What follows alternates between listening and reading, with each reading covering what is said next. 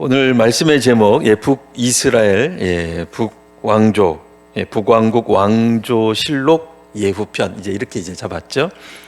자, 어떤 정부든 공이 있고 과가 있습니다. 그러니까 공적도 있고 과오도 있겠죠. 특별히 차기 집권을 노리는, 그러니까 이제 정권 교체를 원하는 분들 입장에서는 언제나 현 정부에 대해서 부정적 평가를 하기 마련입니다.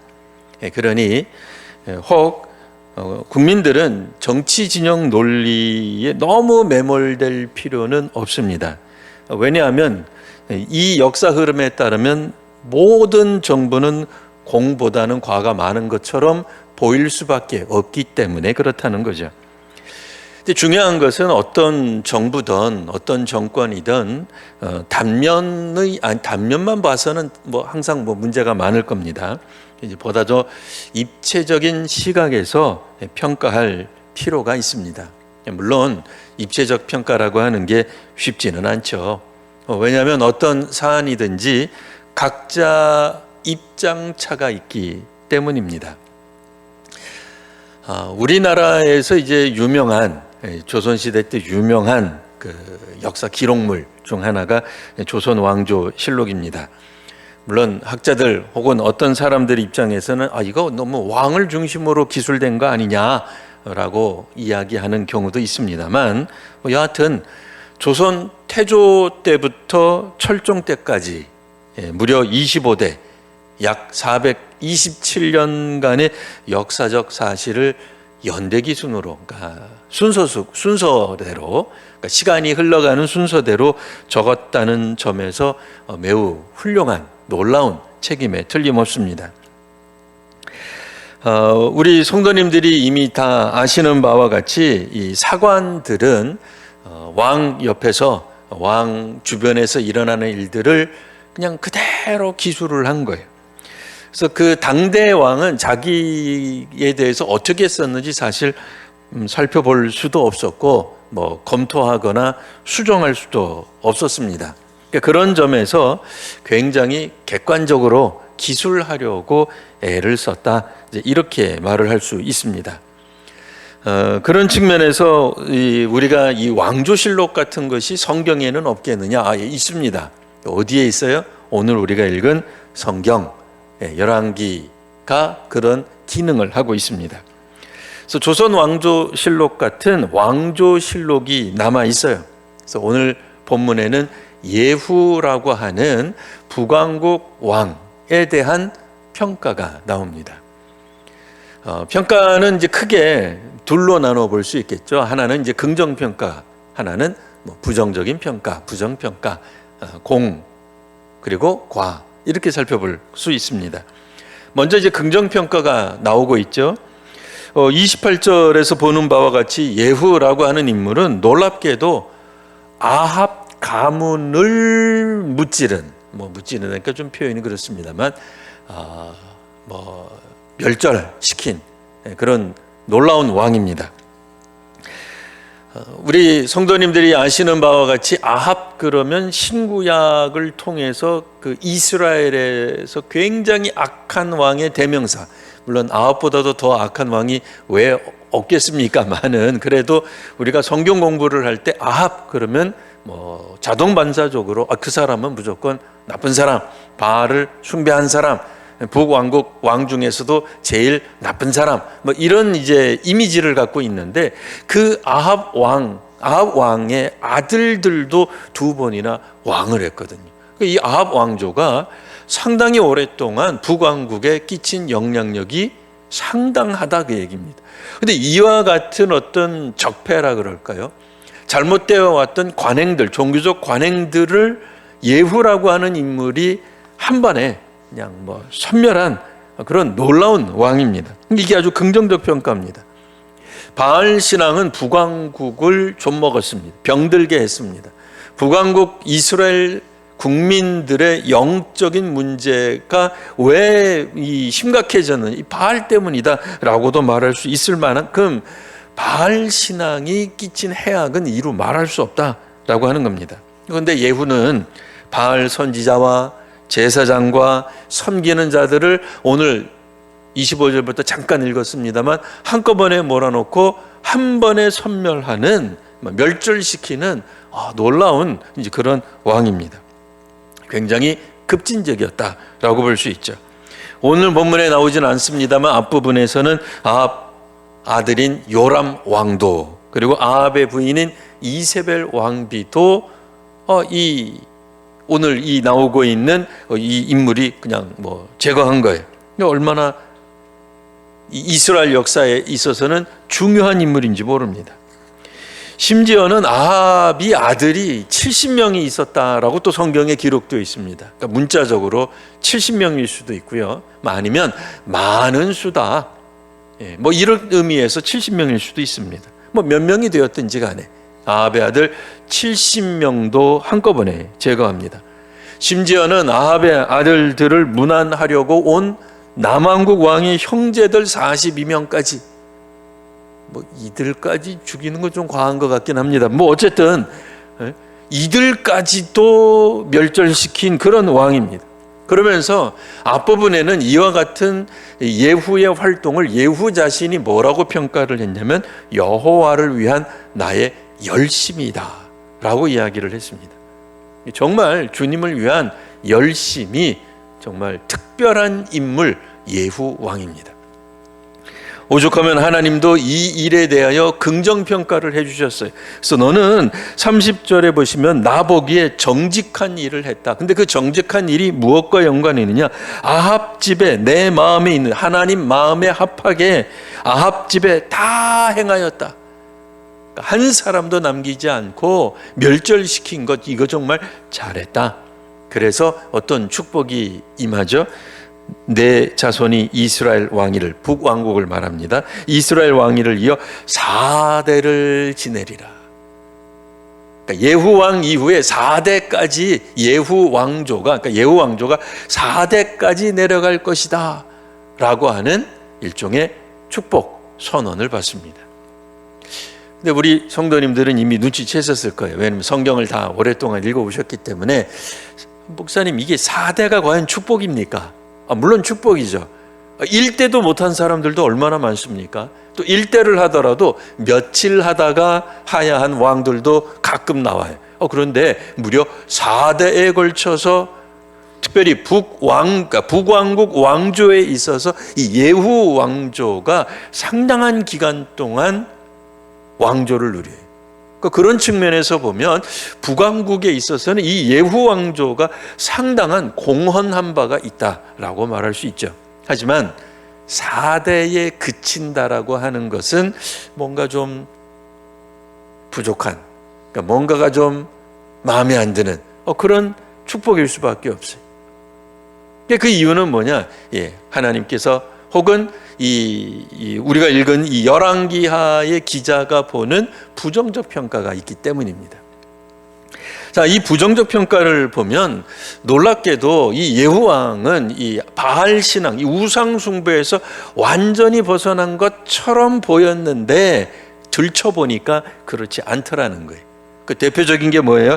여로보암의 죄에서 떠나지 못했다. 그런 표현이 나와요. 여로보암은 또 누구냐? 북왕국의 초대왕입니다. 이 북왕국 초대왕은 남왕국과 결별하면서, 남왕국 유다랑 이제는 우리는 너희들랑 같이 못 살아, 솔로몬의 아들이 통치를 하는데 우리한테 세금을 많이 걷겠다고, 이 말도 안 되는 소리. 우리 북왕국은 10지파, 12지파 중에 10지파 모여서 우리는 북왕국 새로 만들 거야. 너희들은 2지파로 그냥 유다지파, 베냐민지파, 남유다 왕국 해. 그리고 둘로 나눴단 말이에요. 근데 이제 문제는 국민들 입장에서는 그래도 절기가 되면 가서 제사를 드려야 되는데, 제사를 드릴 예루살렘 성전이 남유다에 있는 거예요. 그러니까 북이스라엘 왕, 북이스라엘 정권 입장에서는 이 사람들이 6월절만 되고 뭐만 되면은 그냥 하염없이 무슨 추석 때, 구정 때, 설날 때 가듯이 북이스라엘 국민들이 자꾸 남쪽에 갔다가 고향 방문하고 오듯이, 친척 방문하고 오듯이 갔다 오고 그러는데 마음이 불편해요. 그래서 한 가지 나름대로 꾀를 낸 게 뭐예요? 베델과 단이라고 하는 무려 두 곳에 성전을 만든 겁니다. 기가 막히죠. 남왕국은 하나밖에 없는데 우리 북왕국은 둘이다. 얼마나 멋집니까? 이렇게 국민들을 위한 종교 복지가 이렇게까지 잘하는 왕이 어디 있겠어요? 근데 이제 문제는 뭐예요? 성전의 핵심은 지성소 안에 있는 언약궤인데 안타깝게도 언약궤는 여호와께서 모세를 통해 하나만 만드셨네요. 이 흉내를 내고는 싶은데 흉내 낼 방법이 없는 거예요. 시내산에 다시 올라가 가지고 하나님 앞에 떼를 쓰겠습니까? 뭘 어쩌겠습니까? 그러니 그가 낸, 여로보암 왕이 낸 지혜가 뭐예요? 금송아지를 만들어서 성전 안에 모셔두자. 이 세상에 이 얼토당토한 여호와 신앙 같기도 하면서 아닌 것 같은, 겉으로 보기에는 성전인데 들어가서 들춰보면 아닌, 그러니까 무늬만 여호와 신앙인 모습의 성전을 무려 2개나 만들었다, 그 얘기입니다. 게다가 산당들도 어찌나 많은지.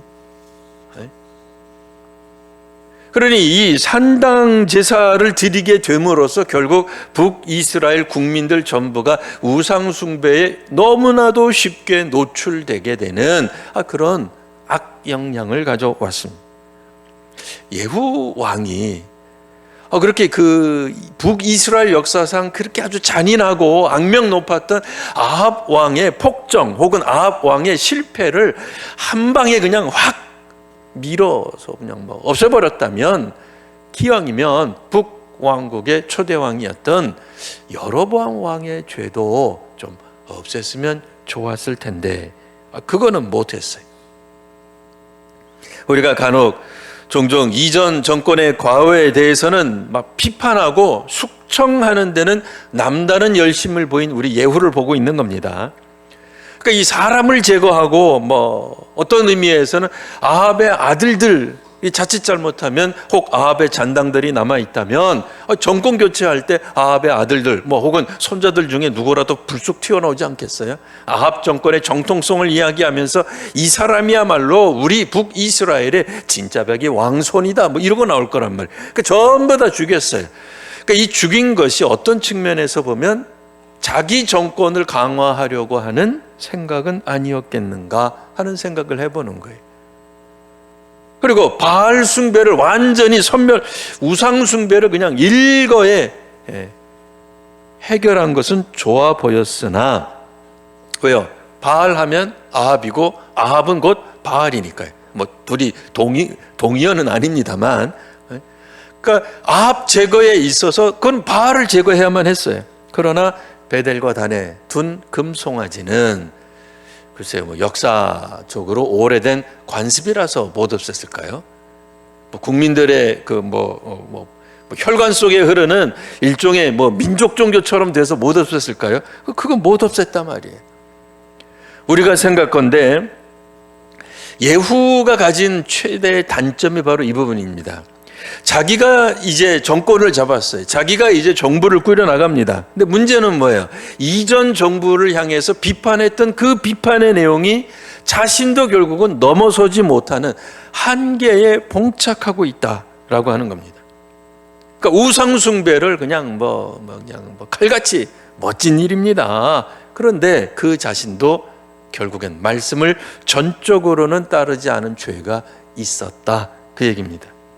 이전 정부의 부정부패, 공권력 남용, 정의사회 구현에 대한 실패, 법 앞에 평등하지 못했다라든지 웬 그렇게 차별이 많느냐라고 고함 지르고 새로운 정부를 이끄고 또 창출해내는 데는 성공했는데 본인도 크게 다르지 않았다. 이런 모습을 예후 왕이 보여주고 있는 겁니다. 그래서 오늘 성경에는 32절에 보면 아람 왕이 침투하는 장면이 나옵니다. 아니, 그렇게 예후 왕조가 하나님 앞에서 정말 정직하고 잘하고 긍정평가만 있다면 아람의 공격이 있으면 안 되죠.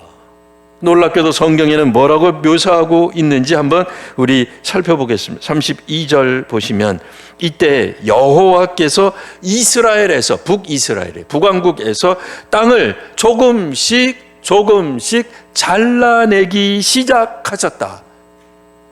누가? 여호와께서. 이 용법은 우리 익숙하시니까 따로 설명드리지 않겠습니다. 우리 깜짝 놀라죠. 처음 교회 다니는 사람, 여호와가 북이스라엘을 망가뜨리시는 주범이래. 그런 거 아니에요. 그렇게 보시면 안 됩니다. 그러나 역사의 궁극적인 주관자는 하나님이라는 입장에서 보면 하나님이 허용하신 거예요. 북왕국이 야금야금 아람 왕에 의해서 야금야금 지금 뺏기는 거야. 이 뺏기는 것이 누구 때문이냐? 예후 왕조 때문에 일어난 일이라고 하는 겁니다. 그러니 믿음의 눈이 있는 사람들은 이 구절을 보고 아하, 하나님의 일종의 심판이구나 라고 하는 것을 알고 있어야 됩니다. 안타깝게도 요단 동편 쪽, 요단 동편은요, 히브리 백성들이 출애굽을 하고 난 다음에 본디 가나안 땅에 들어가려고 할 때 요단 동편은 원래 하나님이 주시고자 했던 이스라엘 땅에 포함되지 않았던 곳이죠. 그런데 히브리 백성들이 진군에 나아가는 과정 속에서 요단강 동편 땅을 보니까 너무 마음에 드는 거예요. 너무 비옥한 거예요. 너무 좋아 보이는 거예요. 그래서 무려 세 지파, 정확하게 이제 두 지파 반입니다만, 세 지파가 여호수아에게 이야기를 하죠. 이 하나님한테 좀 얘기해가지고 요단 동편 이거 우리한테 좀 달라고 하시. 허락 좀 받아주세요. 그래서 이 땅이 결국엔 북이스라엘, 지금은 이제 북왕국 이스라엘의 영토죠. 자, 그런데 이 땅이 무슨 땅이냐? 비옥한 땅이라는 거예요. 원래 하나님이 주시고자 했던 땅도 젖과 꿀이 흐르는 놀라운 땅이지만 그 땅보다도 훨씬 더 좋은 알토란 같은 그 요단 동편의 땅을 야금 빼앗기고 있는데 이 얼마나 안타까운 일이냐 말이에요. 예후 왕조에 대해서 우리가 생각할 때 왜 하필이면은 4대까지로 이 하나님께서 그들에게 이 왕조를 허락하셨을까? 왜 제한하셨을까? 정답은 절반의 순종만 보였기 때문에 절반의 축복만 주신 겁니다.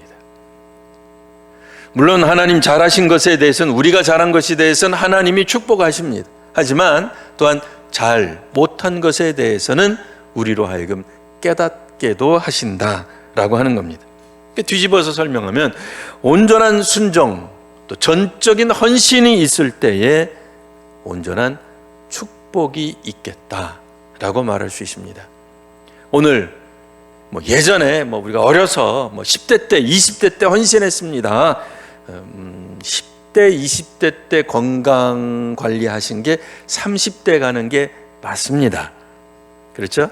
50대 때 건강을 위해서 투자하신 거를 60대 때 혜택을 보시는 게 맞습니다. 그런데 그것만 믿고 30대나 60대에 운동 안 하면 글쎄 그게 몇 년 갈까요? 네?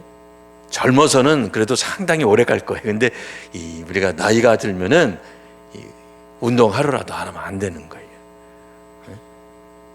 그런 것처럼 하나님의 말씀에 대한 순종도 우리가 젊었을 때 한국 교회가 부흥 성장하던 그 시기에 나가서 전도할 때 그냥 사람들이 구름대처럼 모여들 그 시대에 나가서 노방 전도할 때 사람들이 우리가 주는 전도지 받고 예 오겠습니다 말만 하고 안 왔지만 그래도 나중에 딱 한 번만 했더니 100명이 등록했더라 1000명이 등록했더라 라고 말하던 시절에 헌신한 것 물론 귀하고 고맙고 감사한 일입니다. 하지만 사람들이 흔히 이야기하는 것처럼 불평하는 투로 이야기하든 비난하는 투로 얘기를 하든 혹은 창조적 비평적 관점에서 이야기를 하든 한국교회 좋았던 시절 지났습니다. 한국교회 부흥의 시기가 지났습니다. 그럼 무슨 시기라는 거예요? 부흥이 아니면 쇠퇴예요. 위기죠. 힘들죠. 나가서 전도하면 사람들이 우리를 이상한 눈으로 봅니다.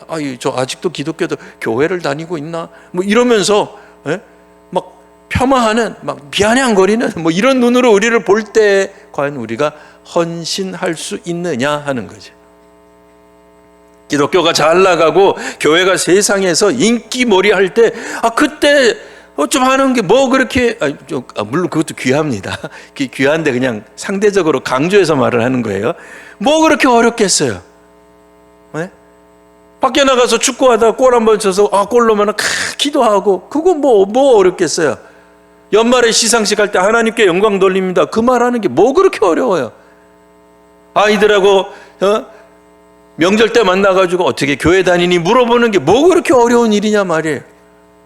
교회가 세상적으로 인기 있고 사회적 신뢰도가 높고 사람들이 너도 나도 교회에 등록하지 못해서 안타까워할 때 그런 시기라면 쉽죠.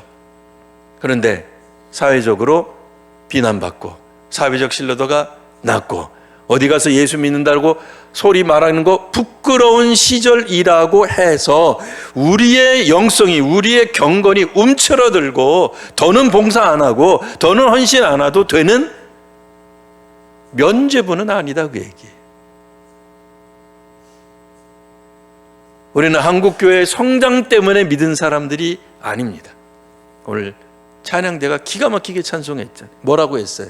우리 천성양에 가다가 죄 지어가지고 곁길로 갔는데 예수께서 우리를 영접해 주시니 얼마나 감사하냐 말이에요. 우리가 예수님을 믿어서 구원을 받았고 예수님을 믿어서 교인이 되었지, 한국교회가 잘 나가고 한국교회가 부흥성장하고 한국교회가 재정이 빵빵하기 때문에 예수 믿은 사람 계십니까? 그래요? 우리 그래서 예수 믿었습니까? 그래서 예수 믿기 시작했습니까? 사회적으로 잘 되고 사회적으로 명망 높게 하려고 예수 믿기 시작했냐 말이야. 아니잖아요. 어느 누구도 그런 사람 없어요. 오로지 예수님 믿고 예수님 때문에 그리스도인 됐단 말이죠. 그죠? 그러니 교회가 성장하든 성장하지 않든 감소하든 교회가 핍박을 받든 가긴 어딜 갑니까? 우리가 예수님 안에 있어야죠. 네? 왕이 되기 전에 예후와 왕이 되고 난 다음에 예후가 달라서야 되겠습니까?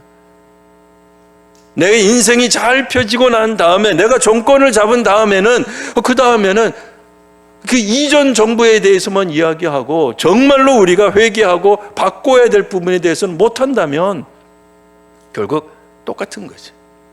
헌신은 절반만 하셔는 안 됩니다. 한국교회가 행복했을 때도 헌신하시고 한국교회가 위기에 빠졌을 때도 헌신하는 우리 귀한 성도님들, 저와 여러분 모두가 되시기를 바랍니다. 네, 기도하겠습니다. 거룩하신 주님, 우리 주님을 사모하는 이들이 모여 주 앞에 예배합니다. 주님, 저희의 예배를 하나님이 받으시는 줄 믿습니다. 저희가 하나님 앞에 나와 경배하며 하나님을 노래합니다. 주님, 하나님 때문에 기뻐하는, 우리 예수님 때문에 즐거워하는 오늘 저희가 되게 하여 주옵소서. 특별히 오늘도 정말 어렵고 힘든 가운데서도 사여선교회가 식당 봉사로 하나님 앞에 봉사합니다. 또한 아들의 생일 감사로, 또한 자신의 생일 감사로 하나님 앞에 또 우리 성도들과 함께 식사를 나누는 기쁨을 또 제공하는 김하자 권사님과 박미성 집사님이 계십니다. 주님, 우리 보이지 않는 곳에서 우리 주님을 위해 섬기는 이들이 있사오니 주께서 그들을 기억하여 주시고 하늘의 문을 여시어서 참으로 복의 복을 더하여 주시옵소서. 우리 주님을 믿기 때문에, 우리 주님께 헌신하기 때문에 주께서 주시는 하늘의 복을 저희가 누리게 하여 주옵소서. 지치고 힘들었던 영혼이 새로워지게 하시며 오늘 저희가 주님의 말씀 때문에 또한 주님 때문에 기뻐할 수 있는 한 주간이 되게 하여 주시옵소서. 오늘도 연약한 가운데 하나님 앞에 어쩔 수 없이 방송으로만 예배를 드릴 수밖에 없는 처지에 있는 성도들이 있습니다. 병상에서 예배를 드릴 때 하나님 그 병상이 하나님 만나는 장소가 되게 하시고 하늘과 땅이 맞닿은 곳이 되게 하여 주시옵소서. 그래서 하늘의 복이 하나님이 임하시는, 성령께서 임하시는 놀라운 은혜의 장소가 되게 하여 주옵소서. 하나님, 우리가 있는 그곳에서 하나님 찬미하게 하옵소서. 하나님, 우리가 있는 그곳에 하나님 임재하여 주시옵소서. 오늘도 봉헌하며 또한 하나님 앞에 나오는 귀한 손길들에게도 하나님 축복을 더하여 주시옵소서. 주님, 저희로 하여금 감사의 내용들이, 감사할 것들이 더욱더 풍성해지게 하여 주옵소서. 참으로 우리로 하여금 감사할 수 있는 용기도 허락하여 주시고, 감사할 수 있는 것들을 볼 수 있는 영적 안목도 밝혀 주시옵소서. 주님, 선교와 교육과 봉사와 건축, 그 밖에 여러 목적 헌금을 드릴 때 이 목적 헌금도 하나님 나라를 위하여 귀하게 사용되게 하여 주시옵소서. 주께 감사드리며 예수님 이름으로 기도합니다. 아멘.